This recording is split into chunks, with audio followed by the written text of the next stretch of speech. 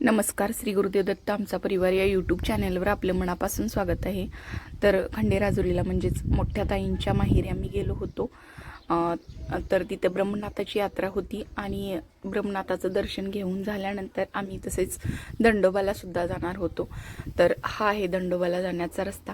खूपच मोठासा डोंगर आहे, म्हणजे ज्योतिबाला जसं आहे तसंच या डोंगरावरती सुद्धा आहे. तर आम्ही निघालेलो आहोत दंडोबाला. तर तुम्हाला हे निसर्गरम्य असं वातावरण आहे. म्हणजे 5:30-6 वाजत आलेले आहेत. तर आम्ही आता दंडोबाला चाललेलो आहोत. आता उन्हाळा असल्यामुळे सगळीकडे गवत वाळलेलं आहे. पावसाळ्यात किंवा श्रावण महिन्यात खूप छान अशी हिरवळ होते आणि हे निसर्गरम्य असं ठिकाण आहे.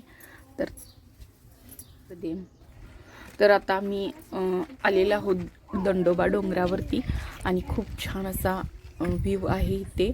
आणि मंदिर तर छानच आहे. बाहेरून भेळची गाडी वगैरे आहे तिथं, पाणीपुरी भेळची गाडी वगैरे सगळं काही इथं मिळतं आपल्याला. तर अनन्या म्हणते माझा फोटो काढ, म्हणून तिचं थोडंसं फोटोशूट केलं मी. आणि आता आम्ही मंदिरामध्ये चाललेलो आहोत आणि गुहेत असल्यासारखं हे मंदिर आहे. खाली उतरून जायचं आहे. तर मंदिरामध्ये खूप छान अशी महादेवांची पिंड आहे आणि त्याच्यासमोर एक नंदी आहे. दंडोबा म्हणजे महादेवांचाच अवतार असणार. तर आता तुम्ही दर्शन घेणार आहोत आपण. तर मंदिराच्या आतमध्ये गेल्या गेल्या काळभैरवांची मूर्ती आहे आणि काळभैरवांचं मंदिर म्हणजे काळभैरवांचे दर्शन झाल्यानंतर इथं पेटता ध्वनी आहे आणि त्या ध्वनीचं सुद्धा दर्शन घेतलं. आणि गर्दी काही खूप जास्त नव्हती, त्यामुळं आमचं व्यवस्थित असं दर्शन झालं. आणि आतमध्ये म्हणजे या बाजूला आणि या बाजूला, डाव्या बाजूला आणि उजव्या बाजूला महादेवांच्या छोट्या छोट्या अशा पिंडी आहेत. आणि त्यानंतर आतमध्ये खूप मोठी अशी पिंड आहे. आणि त्या ताईंना आम्ही विचारलं की आतमध्ये जाऊन देता का, म्हणजे स्त्रियांना प्रवेश आहे का. तर त्या म्हणाल्या जाऊ शकता तुम्ही, फक्त त्या पाईपच्या आतमध्ये काही जायचं नाही. तर आम्ही पाईपच्या बाहेरूनच महादेवाच्या पिंडीच्या बाजूलाच एक गुहा आहे आणि त्या गुहेमधून प्रदक्षिणा मारायचा मार्ग आहे. तर आम्ही त्या गुहेमध्ये सर्वजण गेलो. खूप मोठी अशी गुहा आहे. तर तिथे लाईट नव्हती आणि इन्व्हर्टरची लाईट नव्हती, त्यामुळे आम्ही तसंच आमच्या मोबाईलचा टॉर्च लावून या गुहेमधून एक प्रदक्षिणा मारली आणि खूप छान वाटलं हे मंदिर. तर तुम्ही सुद्धा या मंदिराला. तर गुहेच्या बाहेर आल्यानंतर ही दुर्गा माताची मूर्ती होती, त्या मूर्तीचं सुद्धा दर्शन आम्ही घेतलं.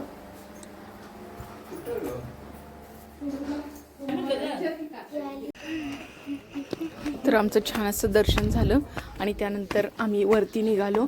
वरती जाण्यासाठी अशा पायऱ्या आहेत आणि त्यानंतर वरती असं एक शिखर असल्यासारखं आहे. तर ते सुद्धा आम्ही पाहून आलो.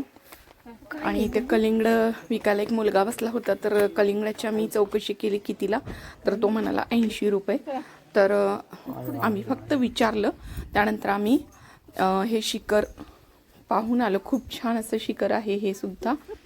तर असं सांगतात की, म्हणजे आमची ताई सांगते की यामध्ये जर पैसे टाकले किंवा सुट्टे पैसे टाकले, 1 रुपया 2 रुपये असं टाकलं, तर ते बरोबर खाली जी महादेवाची पिंड आहे त्याच्यावरती पडत होतं. म्हणजे पूर्वी, आत्ता पडतं की नाही माहीत नाही मला, पण असं पडत होतं म्हणून ती सांगत होती.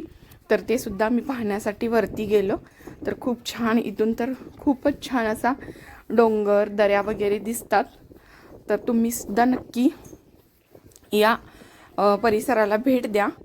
इथल्या परिसराची माहिती ताईला जास्त आहे, कारण ती शाळेत असताना या डोंगरावरती म्हणजे दंडोबाला त्यांची सहल वगैरे यायची. त्यामुळं ती म्हणजे चालत, त्यांच्या गावापासून चालत सुद्धा इथं येण्यासाठी मार्ग आहे. तर ती चालत येत होती सहलीतून, त्यामुळे तिला जास्ती माहिती होती या ठिकाणाची.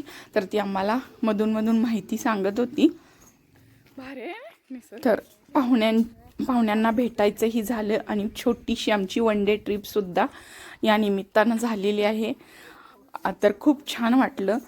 तर त्यानंतर हे बघितल्यानंतर आम्ही सांगलीला जाणार आहे ताईंच्या घरी आणि ताईंच्या घरी जाऊन नंतर गोटखिंडीला जाणार आहे. मंदिराचं दर्शन आणि सगळीकडे फिरून झाल्यानंतर आम्ही घराकडे परत जाण्यासाठी निघालो. तर वेळ झाला होता खूपच, 6:30 वाजलेलं होतं. तर आजोबा म्हटले आपण जेवून जायचं. तर आम्ही ताईंच्या घरी जाऊन ताईंना घेऊन आम्ही इथं भोजनालयामध्ये आलेलो आहोत. तर इथं खूप छान असं जेवण आम्ही केलं, सगळ्या भाज्या वगैरे सगळं काही घेऊन आम्ही इथं मस्त असं जेवण केलं आणि त्यानंतर वटकिणीला निघालो. तर तुम्हाला हा व्हिडिओ कसा वाटला नक्की सांगा व व्हिडिओला लाईक करा, शेअर करा व सबस्क्राईब करायला विसरू नका. धन्यवाद.